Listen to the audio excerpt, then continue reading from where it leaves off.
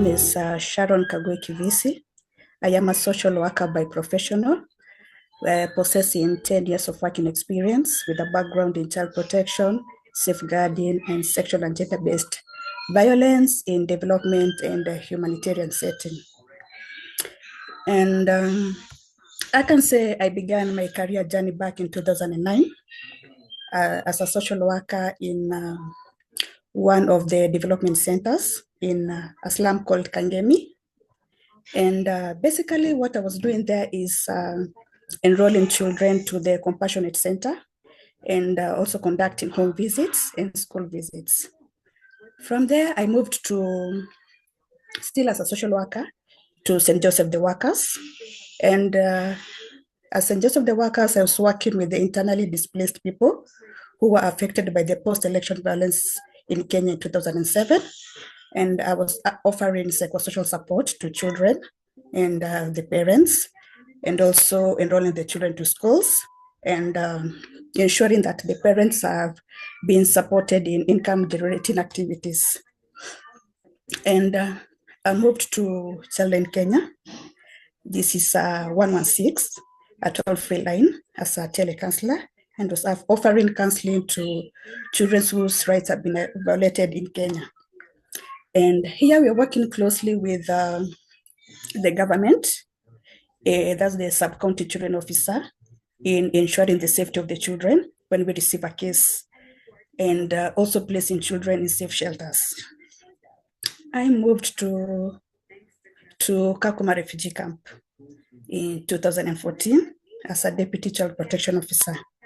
And there I was in charge of, in Kakuma refugee, we have Kakuma, it's wide, and it's wide with a number of refugees from different nationalities. So I was in charge of Kakuma 1. We have like Kakuma 1, Kakuma 2, Kakuma 3, Kakuma 4, Kalo Bay settlement, we have village 1, village 2, and village 3.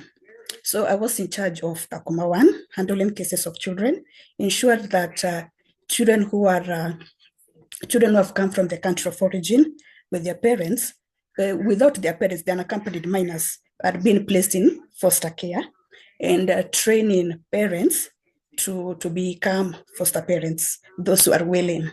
And also working closely with there we had block leaders, and the block leaders were refugees. So I was working closely with the block leaders and the security who were refugees, and the community leaders in ensuring that these children have been placed in foster care, and ensuring in case they receive any case, the low priority cases, they do referral to the office. And apart from that, I was also enrolling them to school and offering them psychosocial support while at home and in school, and also conducting meetings and trainings to the parents and the children. And my role was changed to sexual and gender-based violence officer. And here I was working with the children who have been, who were survivors of sexual and gender-based violence, in Kakuma and Kalo Bay settlement. So I was overseeing the case management process, and together with other partners, or rather other who are offering with other service providers in Kakuma refugee camp. So basically I was doing case management and doing referrals to the to hospitals, to police station, and other service providers. And from there, I moved to protection and safeguarding officer. And here I was training newly recruited staffs, other staffs, these are the refugees and the national staffs, and in our organization and different organization on SARE and safeguarding, and ensuring that they have signed the code of conducts, they have signed the SARE policies and the child protection and safeguarding policies before interacting with children. So I was working closely with partners who were working direct and directly with children in Kakuma and Kalo Bay settlement, both and host community. And I moved to another organization that is Save the Children as a child protection officer. And here I was working with the host community and the government in ensuring the safety and well-being of children in the host community. And I was in charge of Turkana North, Turkana Central, Turkana West, and Loima. So basically, what I was doing is more of prevention, creating awareness, and linking the children with the government, the students who are either facing abuse in the community. So you're working with the government and the Ministry of Health, because most of the awareness we are doing during the outreach, where we're having health and nutrition outreaches. So most of the awareness we're doing during that time, working closely with the wazee wa nyumba kumi, working with the admins and the chief of the areas in creating the awareness. And also advocacy on child protection and health and nutrition in the community. And what led me to do social work, I can say that I was a beneficiary when I was young.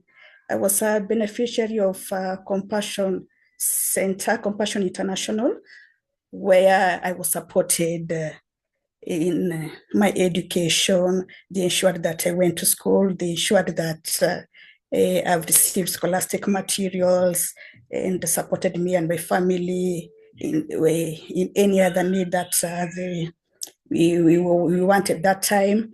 So I grew up knowing that one day I'll be a social worker and support other children to ensure that there's just one child, I put a smile on that one child and make a difference in the community. That's what led me to do social work. Oh, wonderful introduction, Sharon. Thank you. Great to hear all of the positions and the gradual progression to where you're at now. So, as I understand, currently you're working at Save the Children, correct? You're still working there, Correct. correct? Yes.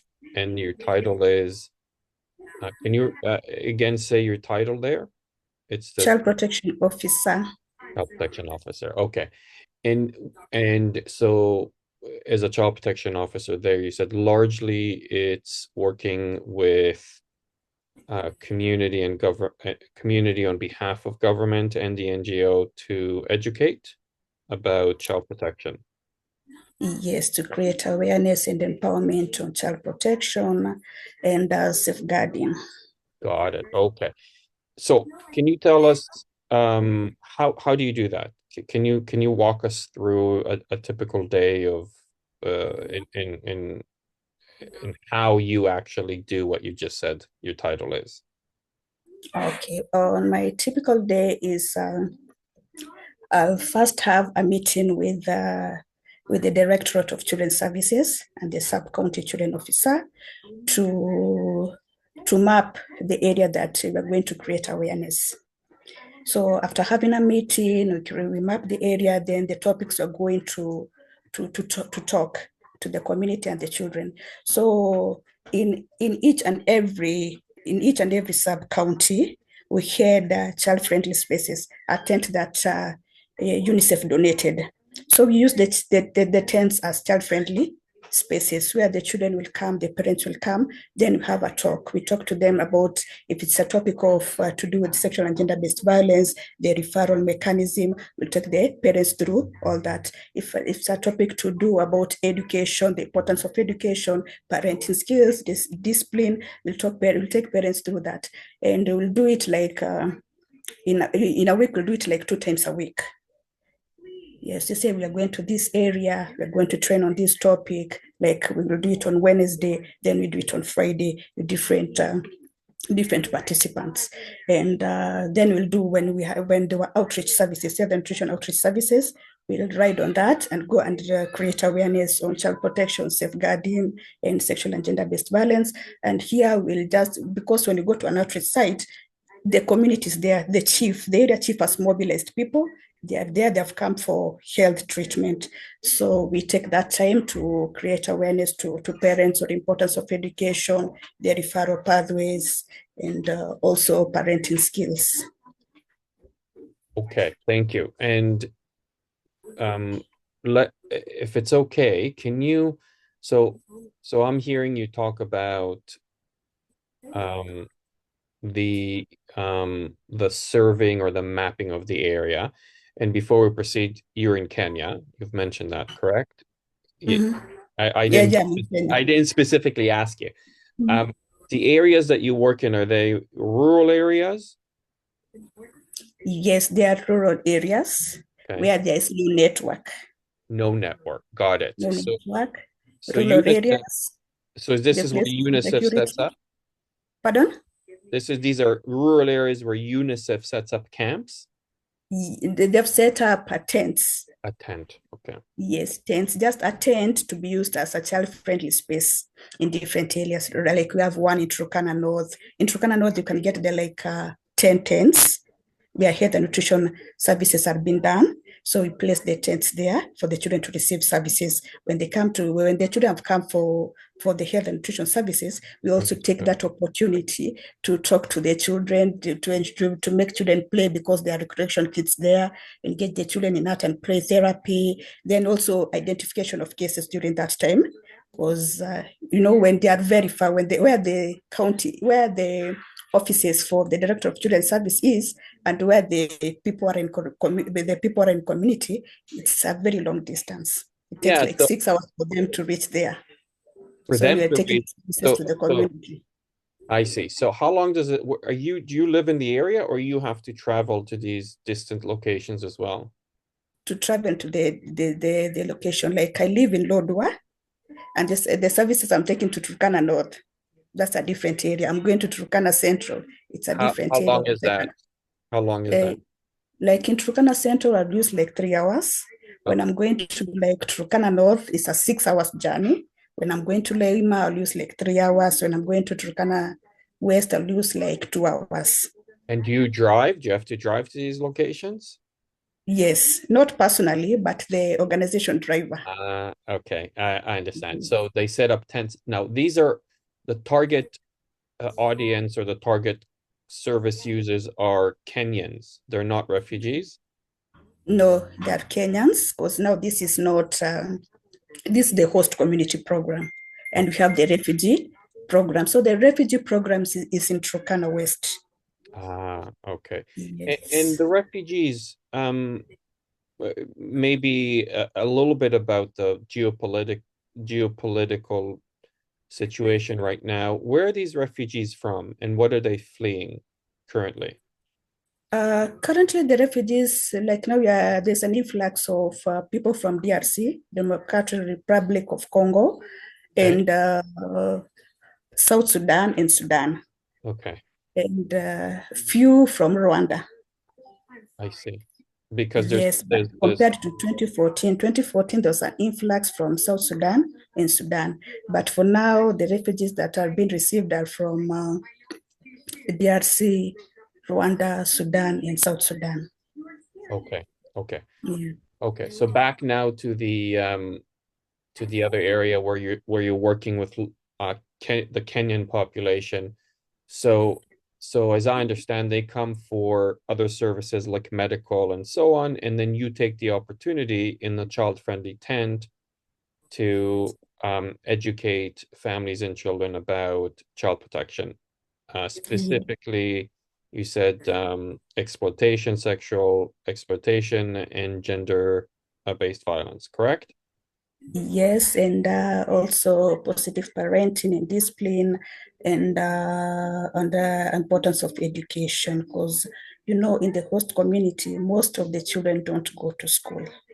A Okay. large number of children are at home waiting to be married off, and yes, so we Okay. take that chance to empower them on the importance of education. Okay. So this is interesting. So there is you are now delivering on the policies and laws of the Kenyan ministry, as you said, of what's the ministry called again? Directorate of Children's Services. The Children's Services.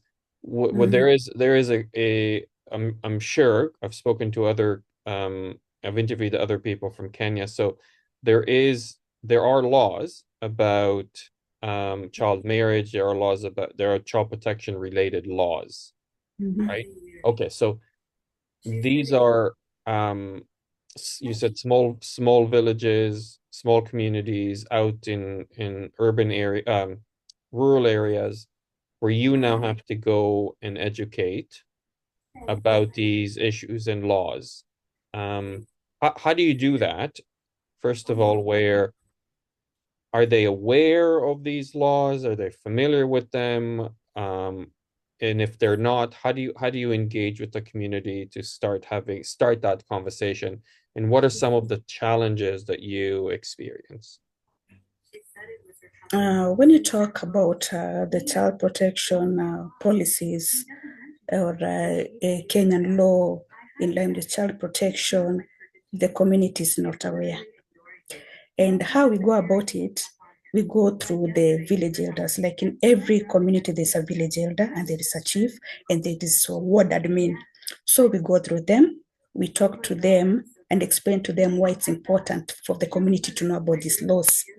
So after having a session with them, we request them to help us in mobilization.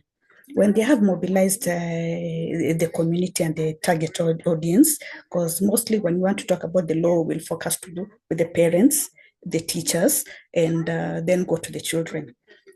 So, and also the religious leader and the what do you call them, the child protection community structure. And after having educate them, we tell them to pass it to the community. So when they're passing the information to the community, we'll just go there to hear what they are saying to the community, the kind of information just they are sharing with the community, and then we'll just beef it up on the importance of the law, how the law, about the law, the acts, and then you just have to beef it up for them to understand it well. Yeah, I know there's an issue of the biggest challenge comes with the issue of language barrier because you'll talk, then someone else has to translate for them to understand. Because where I work, there are Turkanas and I'm not a Turkana, so I have to talk and have someone else to interpret what I've said, and I think that's the only biggest challenge that I can say when it comes to the host community. But also the another challenge is that the culture, Okay. them to let go of the culture is a very big challenge because yes, you'll tell them, yes, you'll explain to them about the laws, but now letting go of the culture becomes a challenge because a parent will stand and tell you that this is my girl, I have a right over my girl, I don't want my girl to go to school because I have someone to marry, to marry this girl. What I want is to get dowry, and this dowry to be used by this boy child to marry another person in the household. So in each and every household, when you go to conduct a home visit or an assessment, you'll get this a girl child who's not going to school. The girl child is waiting to be married off, but the other girls are going to school. You'll get a boy child who's not going to school, but what the boy child is doing is being engaged in child labor. The boy child will be just having kettles around. So letting go of that thought is just the biggest challenge. But I believe one day, one time, we will reach somewhere. Okay, so yeah, huge challenges, specifically as you say when you talk about the culture. So I'm hearing you say that some of the most pressing issues you have, the young girls who are so not going to school, so kids not going to school. Some do, but not always, not all of them. And the ones that are not going to school, for the boys, it's largely child labor. Girls, it's to be married off. Quickly, what is the age of the girls that are being married off? I can say, like in the host community, it's from 9 years. If Wow. the child has reached the puberty stage, she's according to them, the child is very ready to be married off. The child is matured enough to be married off. And is this to an adult or a boy her age? No. A man like 65-year-old man to marry a 9-year-old daughter, sorry, a 9-year-old girl, 10-year-old girl, Oh, that, 45-year-old, like that. Not a young man like a youth, not a youth, but an elderly man. An elderly man. And Yeah, so, also in a position to pay the dowry like 100 kettles. So they rather sell the girl to an elderly man who has that number of kettles to give up to the family. so help me understand. Is it out of financial necessity, or is this a cultural belief or custom, the young marriage? It's a cultural belief. Okay. It's a cultural belief and also partially poverty Okay. because yes, Turkana is an area where farming is not done. So you get the support, they depend fully on donors and the government relief food. So you get that it's partially poverty and cultural belief. So Sharon, if I was a in that community and I was a wealthy in in the context of that village, I was a wealthy person, father, and I had girls. Would I all still marry my girls off at that young Yes, age? I would yes, you do will, that. because it's their culture. Okay. So we'll definitely marry off your girls. And this is not only happening in because I've experienced the same while working in the refugee setup, where refugees from South Sudan, Sudan, and Somali will marry off their daughters. Yes, we are in the camp, but you'll wake up in the morning, receive a call that my daughter has been abducted and taken back to South Sudan to be married off. My girl has been abducted. The girl is in Nairobi, is being married off to someone there. You get so there's that similarity. What is happening in the camp, the same thing that is happening in the host community. The only difference comes in when because in the camp there are a number of cases, the child protection cases being reported, not only SGBP cases, but you'll get cases of child compensation, you'll get cases of abduction, you'll get cases of like about abduction, SGBB cases. You'll get cases of maybe assault in the community. You get different kind of case natures compared to the host community. The host community, the cases that they're mostly there is child neglect, child marriage, child labor. Those are the top three cases, and children not attending schools. The four top cases that case natures that you'll get in the host community compared to the refugee. And when you go to the refugee setups, the refugees are more empowered compared to the host community because there we have different organizations doing Mm. different things, offering different services. So get the refugees are more empowered, and when a case is being reported in the refugee setups, it will flow. If it's a case of defilement, the hospital is there. Agencies are there to offer the psychosocial support. We have the police there. We have the what do you call it, the court there to handle these cases. Compared to the host community, if a child is in Turkana North, this child has been defiled.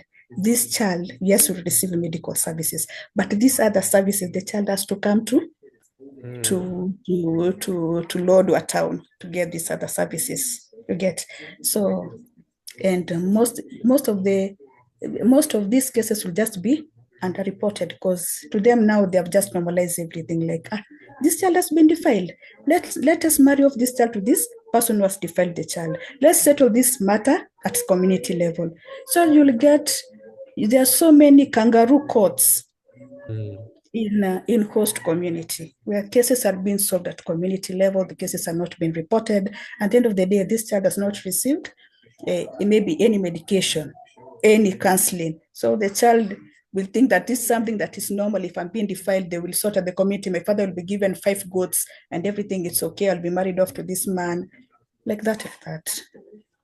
Wow. So in the host community, I'm hearing that even though they are Kenyan citizens, they find themselves in situations where there are less services available because of location than refugees. Yes. And okay, so can you give us a bit of an example or how you do this? So you do the education. How do you manage the cases now where you've heard in the host community, you're there, and you've heard of a 9-year-old who's being married, or a boy um who's working long hours in a child labor situation, what do you do in that situation? When you say the police are not, you said there's no police as there is in the refugee locations or courts. What do you do? In such a scenario, when a case has been reported that a child has been married off, or this child is not attending school, is rearing animals in the community, or engaged in child labor or any neglect case in the host community, if the case has been reported by a community member, because most of the community will report and they want to remain anonymous. So if such cases have been reported to us, we go on ground and talk to the area chief, and to help us locate where this child is. So we have to talk to the area chief, we talk to the wazee wa nyumba kumi and the ward admin, and to help us locate us where this family is. Then from there, the chief will have a talk, will summon the families and have a talk with them to get to know about why this child is not going to school, why are we marrying off this child. And most homes will deny. If you go to, if the chief calls the family, they'll say, we're not marrying off our daughter. We're not doing that. This child is just at home and we don't want her to go to school. Or they'll just say, this is our child. And there's nothing that the chief will do. So it becomes a big challenge because it brings conflict in the community, because now the community will attack the chief. Why are you reporting us?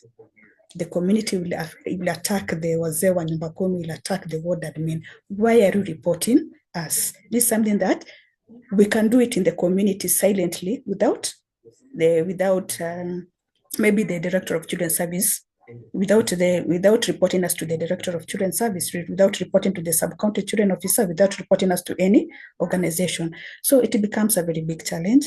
But once this case has been reported, you talk with the chief and tell the chief, let's have a session with them. Let's us make them understand that whatever they are doing is against the law. And if we come next and get this child is not in school, get this child is missing, they will be arrested. Yes. So there is a consequence of an arrest if it goes through. Sharron, this is absolutely fascinating, and I'm hoping you can tell us a little bit more.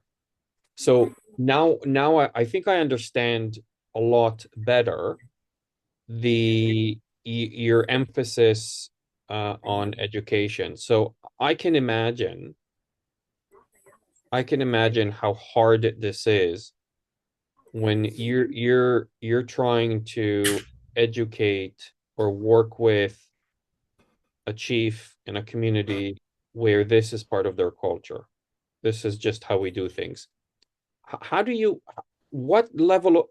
educate someone who believes it, who says this is my, how do you do that? What conversations do you have, and how much success do you have in the education part? When you go to the community, you first create that rapport with them, because you are a new person to them. You don't speak the same language, you don't share the same culture. First, to create rapport, you get to understand their culture, you get to tell them that you respect their culture, and but they are laws. We are all abiding by laws. And as much as they are doing this, they get to know that it has consequences at the end of the day.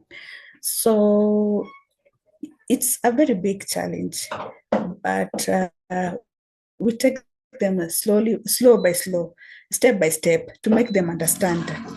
That these are children, and let children be children. To make them understand that we respect your culture, but these are harmful cultural practices that it's not acceptable in Kenya. And also, I think just having a session with them, slowly by slowly, they get to understand. And they cannot run away from their culture, because even them, an example of a chief marrying off the daughter, and this is a chief. You're going to handle a case, you get that the chief, the one marrying off a daughter. And you're like, I'm expecting you to protect children, and you're the same person marrying off your daughter.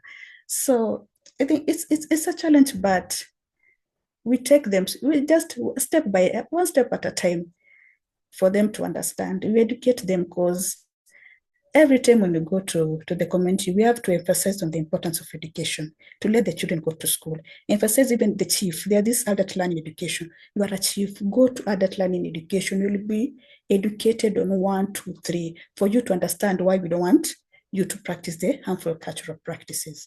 And yeah, step by step, some will agree, but some will agree and later do what is not acceptable. And yeah, it's a big challenge that we're still working on it. Yeah, I mean, I can't imagine.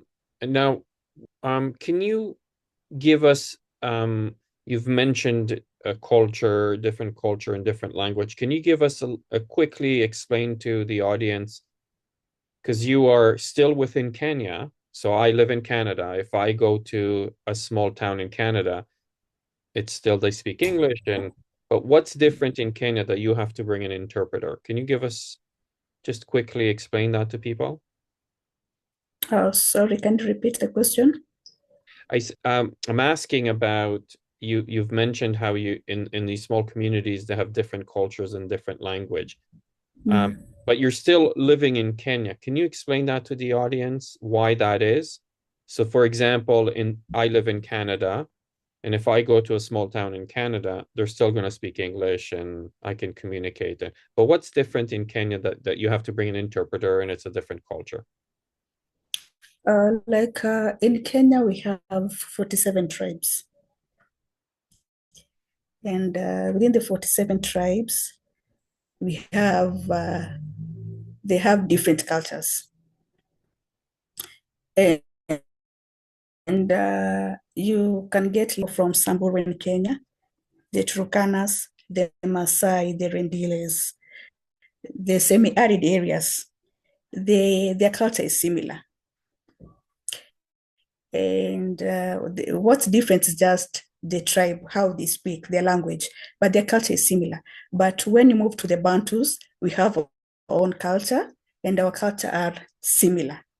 So you get like cases of FGM, then being practiced like areas like Samburu, areas like the Maasais, the Randiles, people from coast region. But when it comes to Bantus in different areas, like in Western and Central, they don't do female FGM. But there's that part of Central that they do FGM. You get so with the 47 tribes, different cultures, and I know the government is really working hard in developing policies and coming up with acts that will protect children in Kenya. And yes, we have acts in place. We have acts in place that protect children in Kenya. There are policies that the government has developed, and yes, they are working out in ensuring the safety and well-being of children in Kenya, despite the 42, is it 42? I think it's 47 languages and different cultures in Kenya. So, okay, thank you for that, because then now it gives context when you say I go to these villages and I have to bring an interpreter, that yeah, there are 47, 42 or 47 different cultures, 47, 42 different languages. Um, and I'm imagining the level of complexity that you have to step into, working within all these different villages. Um, can you give us, because especially here in the West, you use the word neglect cases, because I hear you talking about serious cases of child protection that we in the West never have to deal with. We don't have child marriages, we don't have FGM and child labor. And these are serious cases that you have to work on. Um, and then you talk about neglect. Can you tell us what is the threshold for neglect in these communities, that in situations where you would say this is, yeah, we need to intervene? Uh, Neglect cases in uh, in Kenya it's high, not only in the Turkana community.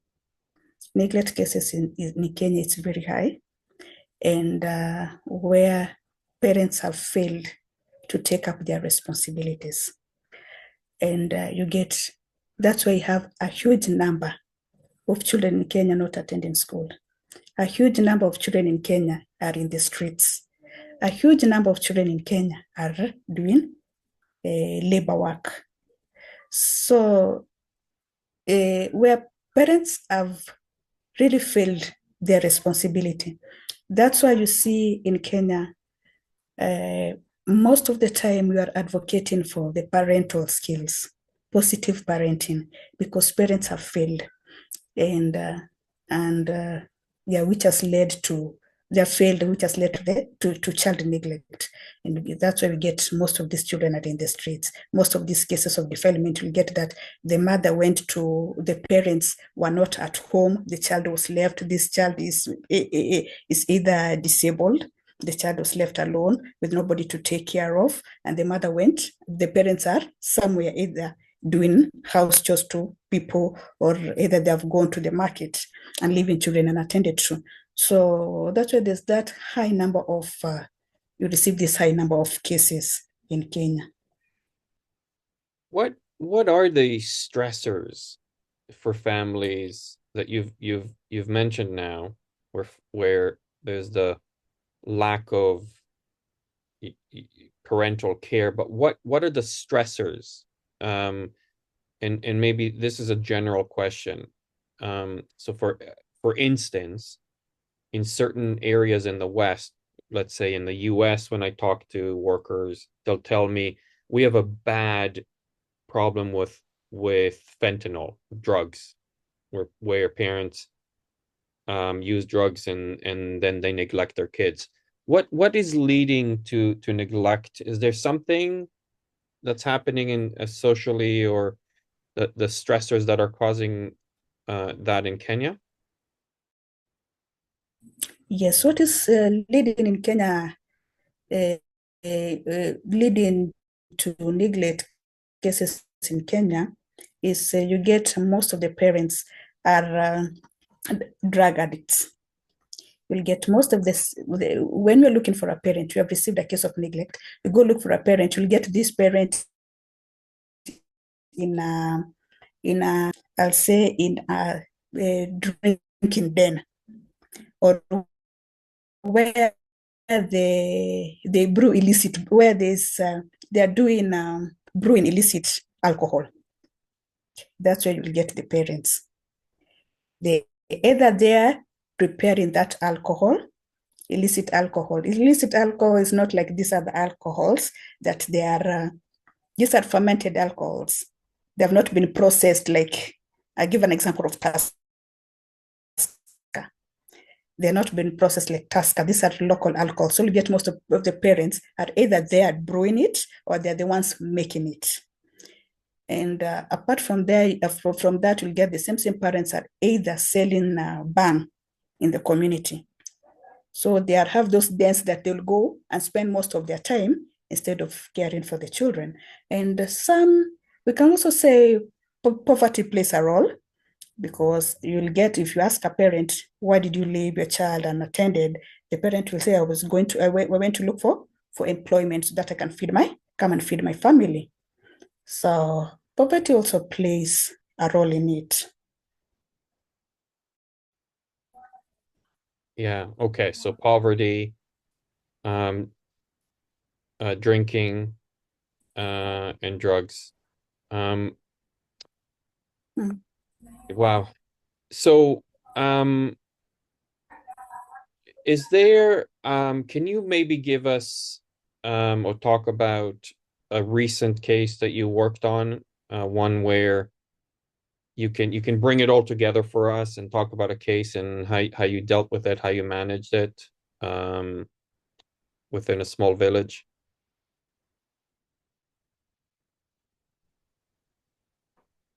Okay, I'm going to repeat the question because we lost Sharon for a second. Can you can you talk about a case that you've recently worked on to bring it all together for us to paint a picture of what you did and without obviously mentioning names or specific situations, but tell us a little bit maybe about a case you worked through recently. Okay, I'll talk about a case of child marriage. And this case was reported, and a case was reported. I received a call at around 3 a.m. Kenyan time. And the call was about a child who was being married off at that time. And the person who called was the brother to the boy, because I had a session with the boys about sexual and gender-based violence, and gave them the toll-free number and the referral mechanism. So the brother called at that time, explaining that the sister has been married off, and the sister has been locked in one of the manyatas, the cultural houses. The sister has been locked in there, and they are waiting for the so-called husband to come with the dowry.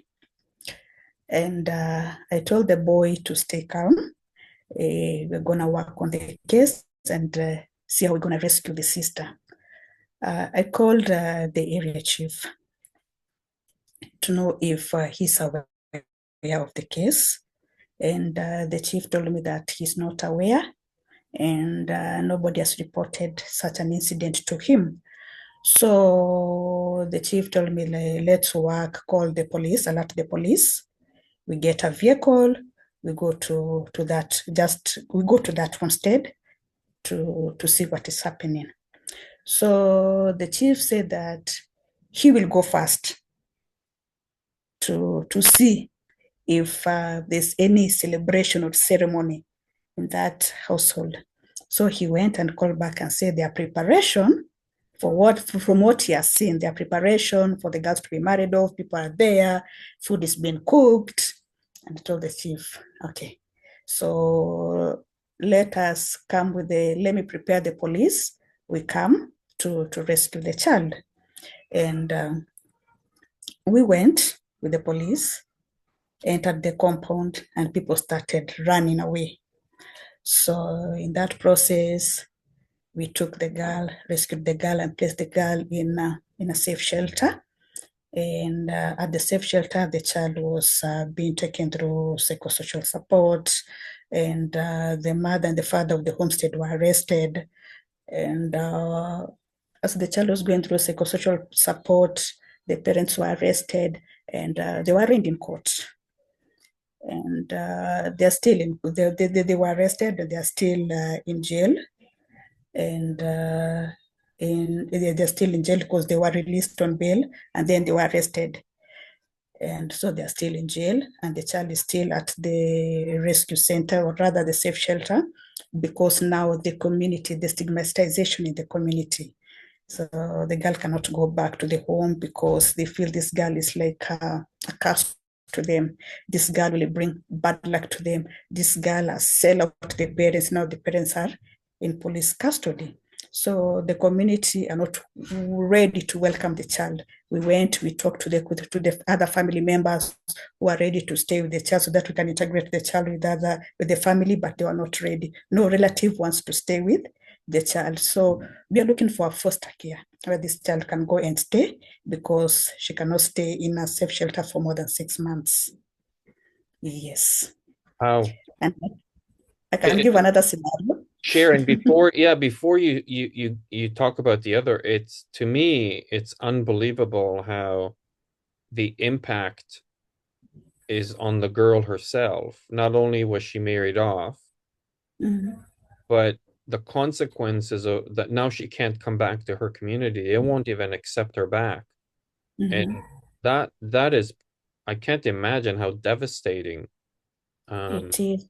the impact on that girl where she had nothing to do with any of it, where she's blamed for all of it. Mm. Yes, the girl Wow. is being blamed for all of this, all the happenings, because apart from the mother and the father being arrested, even the so-called husband was to take the girl was also arrested. So the entire community is just against the girl. They're just against the girl and even the family, because now the So, family they cannot associate with other people in the wow. community freely. But even when they go to the water point, the other people say these people are just they have bad luck. It's a family of bad luck, bad luck. They just come here to bring bad luck. So the community is not associating them freely like they used to do before. Sharon, I wonder that that probably scares others not to call. You said a lot goes underreported, and I could see why. I could see Yes. why. Why would I report when the consequences are so severe? Mhm. Yeah, that's the reason why you get most of these cases are underreported because people fear Yeah. what next. Yes, yes, I've reported this case. What will happen next to this family? What will happen next to? So there's that fear that the community has when it comes to report, especially the sexual and gender-based violence cases that happens in the community, not only to children but also to adults. So it's a tough decision, Sharon. I can't even bring myself to think about being in your situation where your intervention, which is the right intervention, but at the same time, I mean, are you thinking about the impact? Like, how do you come to terms? Like, how do you manage and handle all of this? Um, like I'm not speaking, I'm not asking you a good question because I'm still struggling to, like, I can't imagine being in your position having to make these decisions. How do you make these decisions knowing what you know? Like, how do you deal with all of this? Uh, I make decision because what I want to do is to make a difference in a community, and uh, and also ensure that the children, the safety and well-being of the children have been adhered in a community. Yes, I'll make the decision as much as I will feel sorry for the child, sorry for the family, but I'll still have to go for counseling supervision as a person for me to heal. Because at the end of the day, this a family has been discriminated, been facing this stigmatization because of of the interventions. And there's also me as a person who's feeling, what have I done? But it's supposed to be done. And at the end of the day, say it's work. If that Yeah, child is safe, if that child is safe, the child has not been married off, the child has not been defiled, the child is walking freely in the community, the child can go to school freely, smile. Say it's a bonus. You say, right. yeah. It's I'm glad to hear that you have a system in place that you can turn to, and because like you said, it's your job and you have to do it, but I'm sure it's having an impact on you. Mm. And you're doing it with the best intentions and compassion and empathy. Um, but yeah, I mean, it still has an impact. Tell us the other story. You wanted to tell us another story. Yeah, now this is a case of a defilement. This was the toughest case, a defilement of a 3 months old baby. 3 months old baby. And this way you just received a call. You're being told there's a defilement case. You're like, okay, where? And be told the defilement cause, the defilement case is for a 3 month old baby, and the child is just lying there lifeless. Where is the mother? The mother is drunk. Who has defiled the child? A friend to the mother. So I rushed to the community with the police. we took the child to hospital for treatment because we didn't know if the child is dead or alive because the child is just lying there lifeless. We took the child to hospital and yeah, she was given medication and the hospital said that they can't handle that case. So the child needs to be transferred to Nairobi for treatment. So again, where is the money to take this child from where the child is to Nairobi? Who's gonna care for this child while in Nairobi hospital? We have an hospital called Nairobi Women's. So the child was to be taken to Nairobi Women's. And you're like, who's going to take care of this child in Nairobi Women's? So we're just standing there wondering what next. And so the hospital was like, we have funds that in such cases, we support them we facilitate their movement to Nairobi and we'll get a nurse. There's a nurse there who voluntarily said that she will go and take care of the child. So the child was taken to Nairobi Women's for treatment. And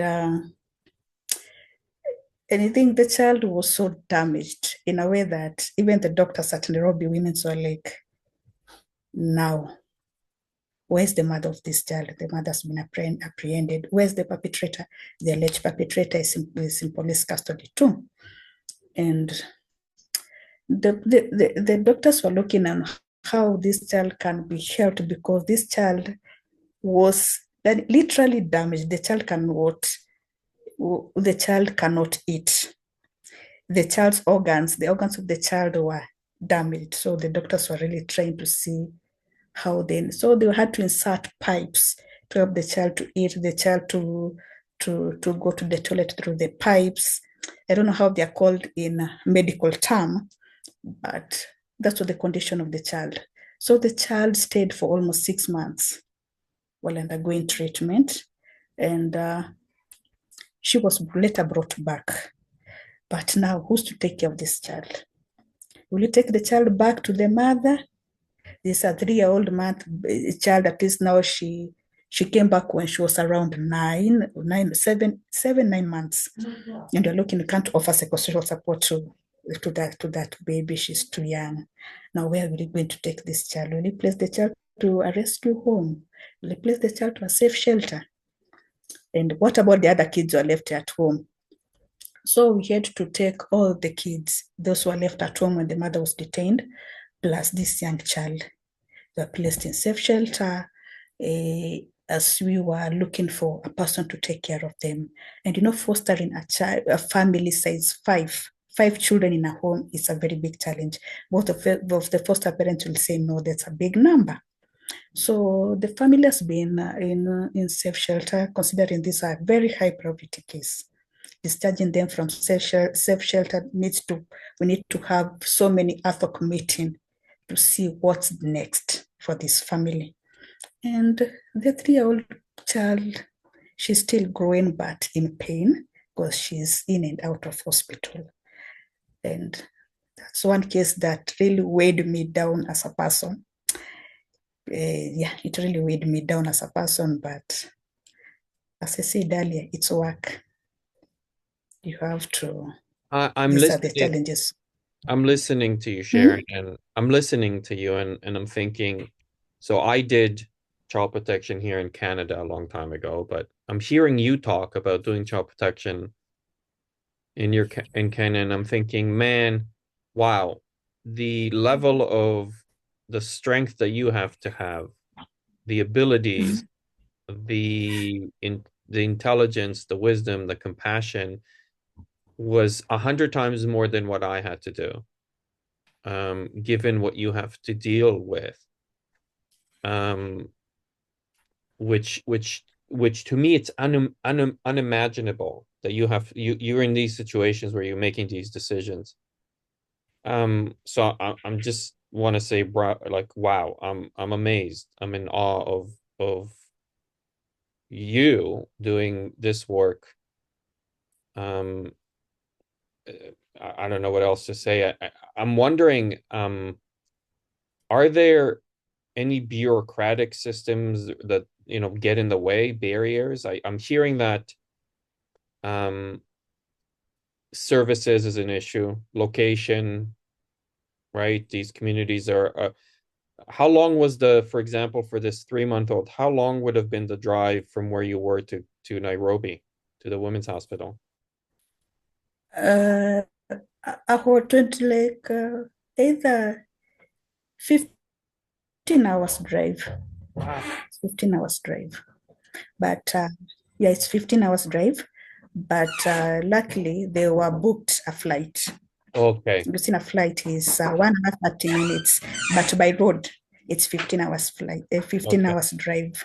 Okay. So Mm. it's important the audience understands also the limitations. So here in Canada, in those situations, they would send a helicopter and to transport. Um, are there any bureaucratic, any or systems barriers that get in the way, other than I'm hearing that you have other issues like location and services, lack of services and things like that, but does the system or bureaucracy get in the way as well? Uh, yes, yes, they do sometimes. They get in the way. Uh, yes, they do. They get in the way. Um, how will I explain it? If you don't feel comfortable talking about, that's okay too. That's okay. Mm. If you don't want to talk about, that's okay. I should have asked you to begin with. Um, so and I've taken a lot of your time. I mean, your story is absolutely fascinating. What what would you advise individuals who might be listening and want to do your job, want to come into this field? What wisdom or advice would you give them um, before stepping into this work?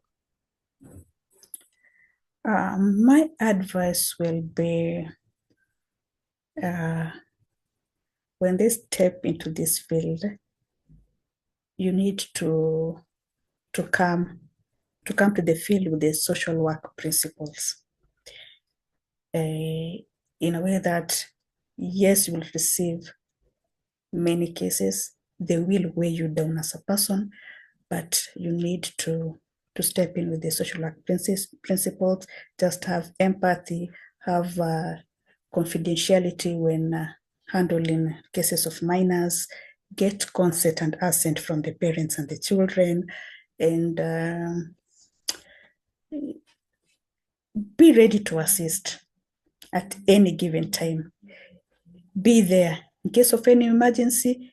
Be on the front line, support that child, and take care of yourself as a person, because this you will hear a lot on ground. You receive a lot of cases from the community, from the refugees. You receive a lot of threats from politicians, from doctors, from the community structures, and you'll be telling yourself, I'm doing this in the best interest of the child, not the best interest of anybody but the child. Yeah, I was gonna ask you, and again, you don't have to answer if you feel uncomfortable, but you talked about your personal safety. Is that something you worry about? Yes, because most of the cases, people will feel that you have interfered with. You can be attending to a case not knowing the family or the household that you are in.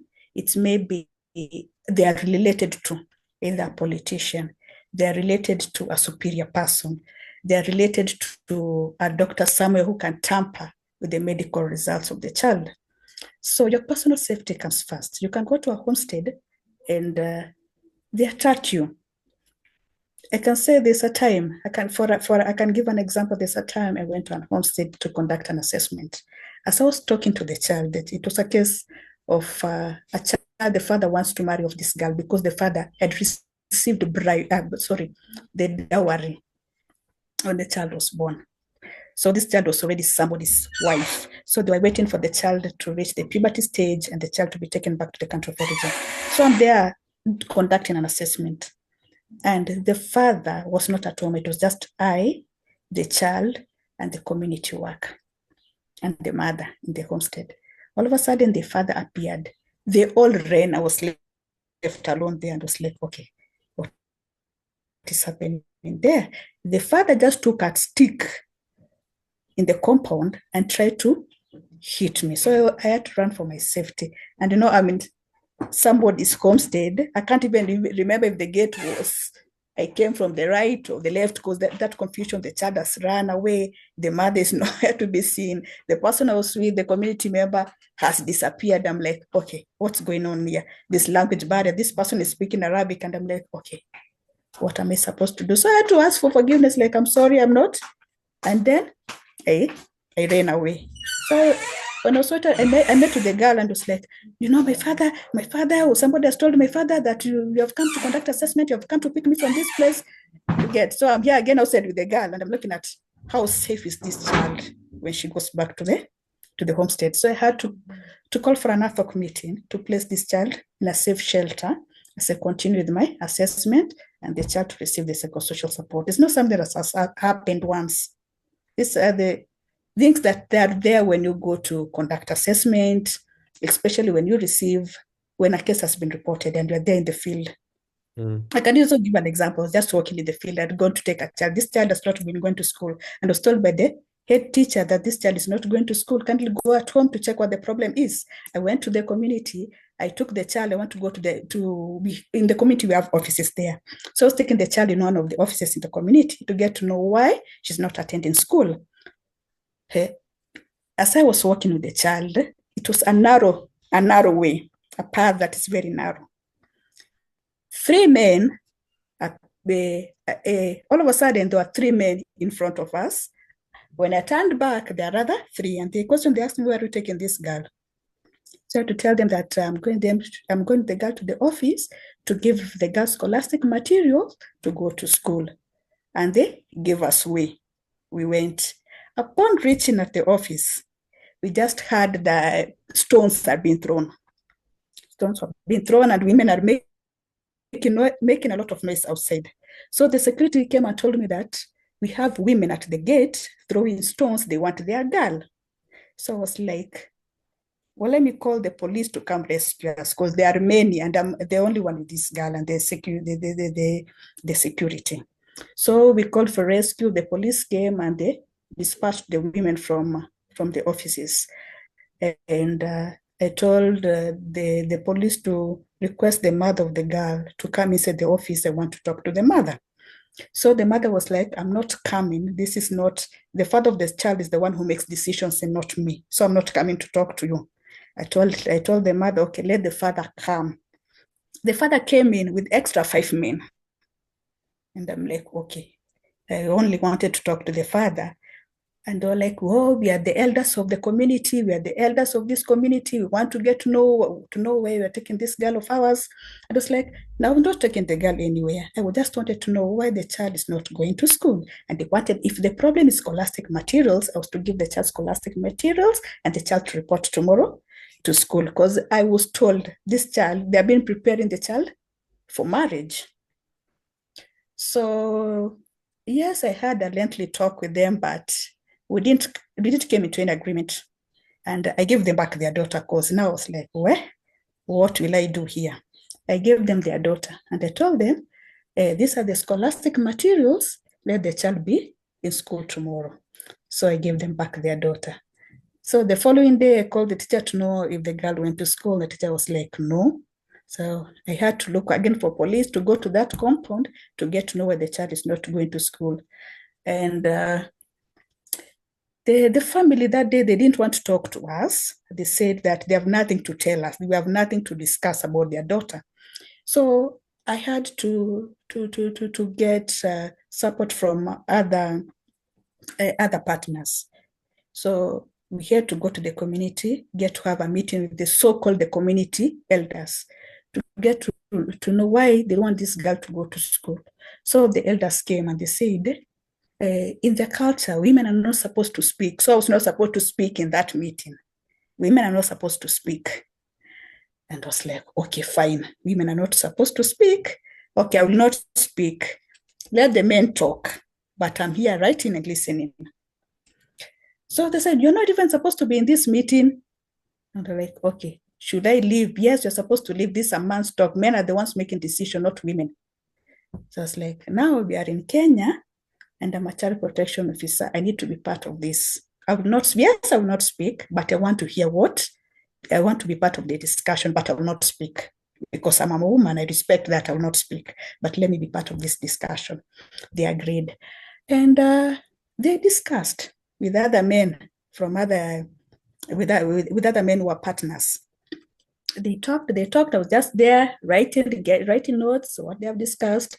They discussed, and they agreed that they will let the child go to school. And what I liked about the discussion is they agreed that they are on the wrong side. They wanted this girl to be taken back to the country of origin and be married off. They agreed on that. So we told them that in Kenya we have laws. If this girl goes missing in this camp, you will all be arrested. The so-called the community elders plus the parents. So no, and they fear. When they hear the Kenyan police, they fear.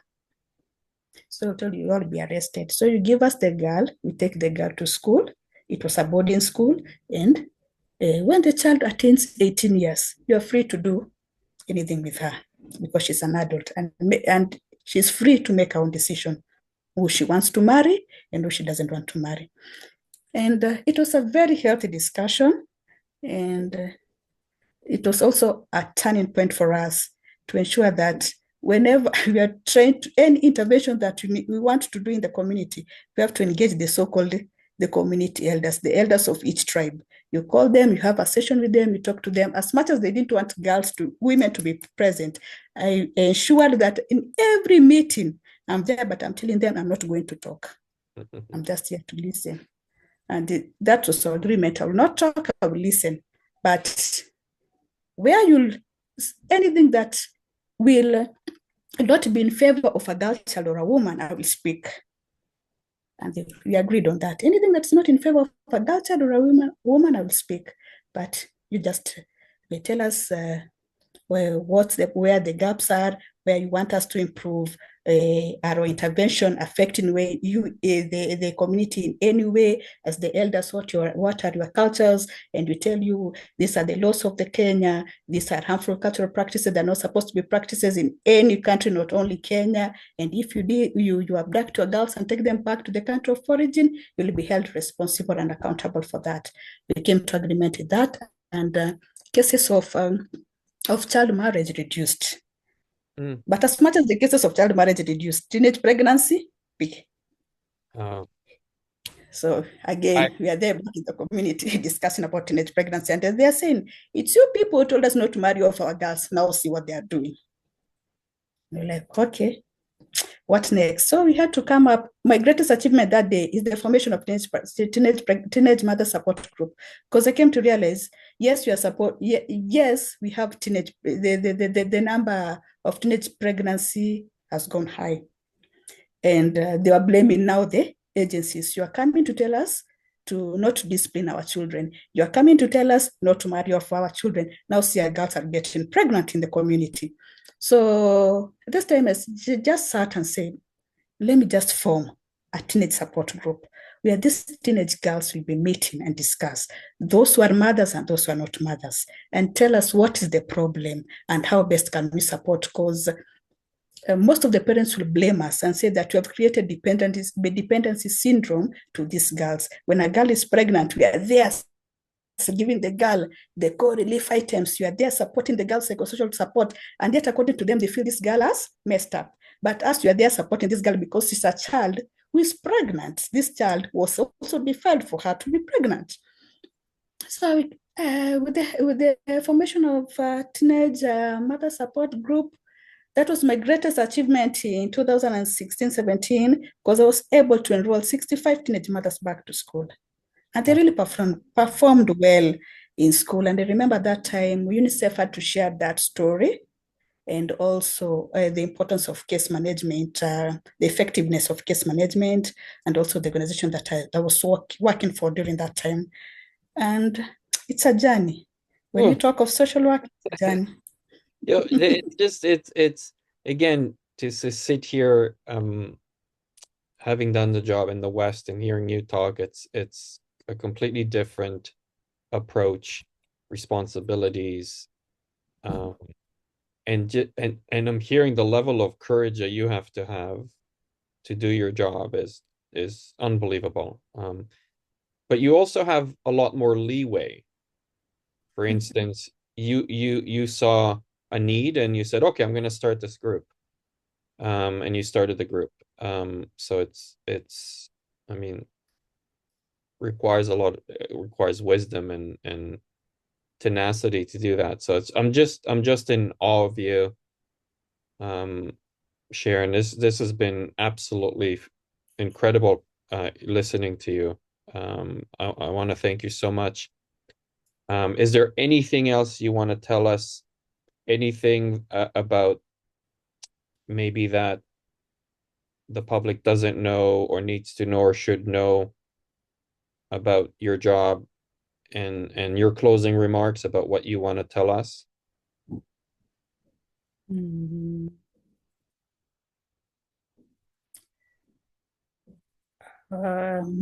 My closing remarks will be, it will be, my closing remarks will be for the entire nation of Kenya, and not only in Kenya, in Africa. I think these things really affecting African countries, is to let children be children.